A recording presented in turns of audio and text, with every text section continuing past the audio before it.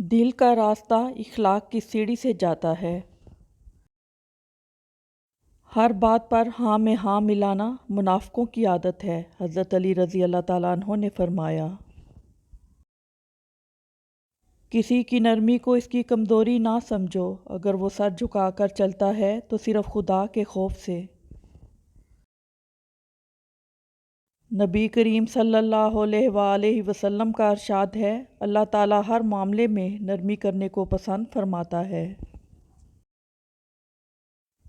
हम किसी के दिल में झांक नहीं सकते, ये जान नहीं सकते कि कौन हमारे साथ कितना मुखलिस है, लेकिन वक्त और रवैये जल्द ही ये एहसास दिला देते हैं।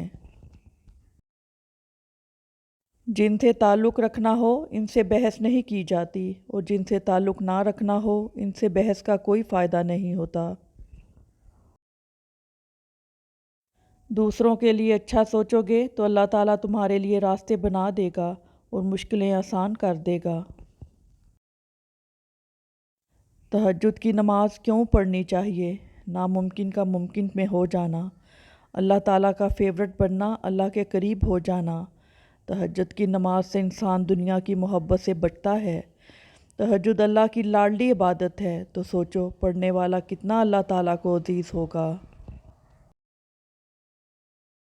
सबसे ज़लील तरीन इंसान वो है जिसे हक़ और सच का पता हो और फिर भी वो झूठ के साथ खड़ा रहे।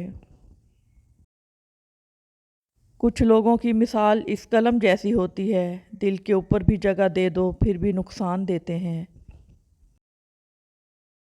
जो लोग छोड़ जाएं उन्हें आप भी छोड़ दें, जो तोड़ जाएं इन्हें माफ़ कर दें। जो अल्फाज ना समझ सके उनके सामने खामोशी इख्तियार कर लें।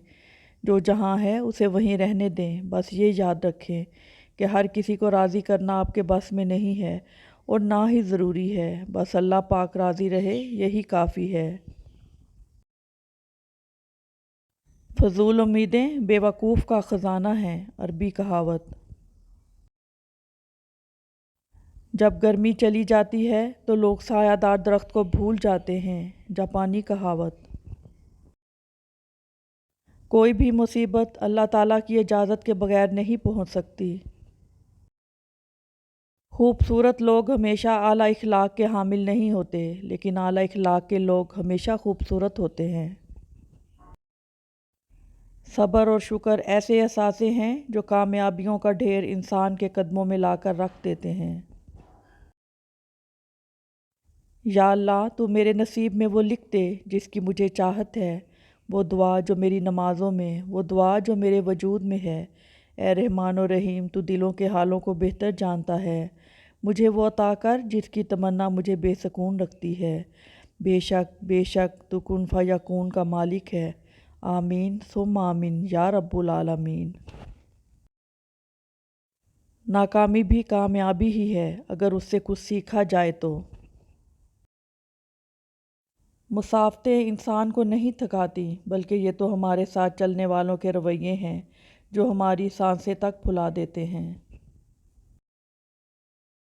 दुआ के तीन पहलू होते हैं, या तो कबूल होती है, आखिरत के लिए ज़ख़ीरा कर ली जाती है, या मुसीबत को टाल देती है लेकिन रद्द नहीं होती। या अल्लाह पाक हम सब की मुश्किलें ख़त्म कर दे और ज़िंदगी में आसानियों वाले रास्ते पैदा फरमा। आमीन।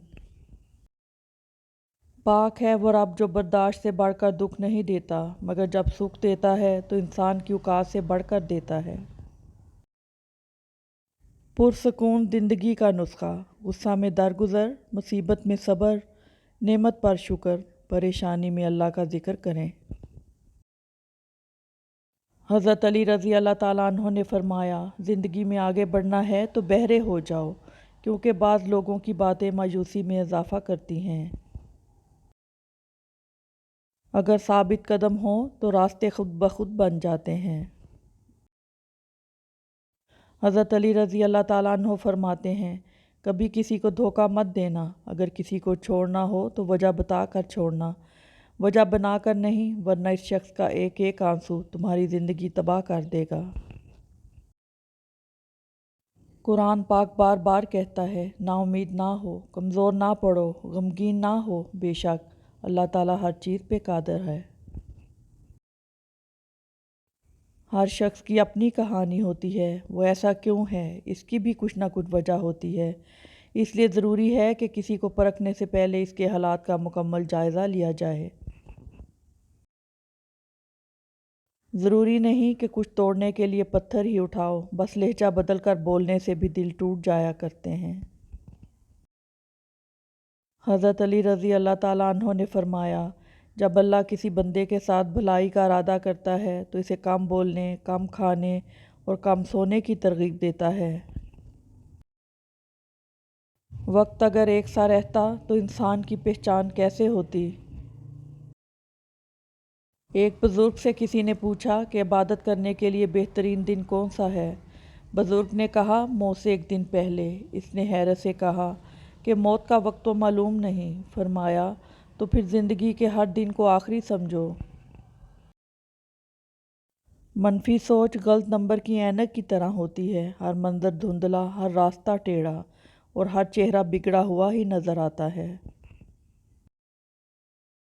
محفل تھی دعاؤں کی تو میں نے بھی ایک دعا مانگی، میرے اپنے صدا خوش رہیں، میرے ساتھ بھی میرے بعد بھی۔ اس دنیا کی سب سے پرانی، طویل اور مشہور شاہراہ کا نام صراط مستقیم ہے، جس پر چلنا بہت دشوار ہے۔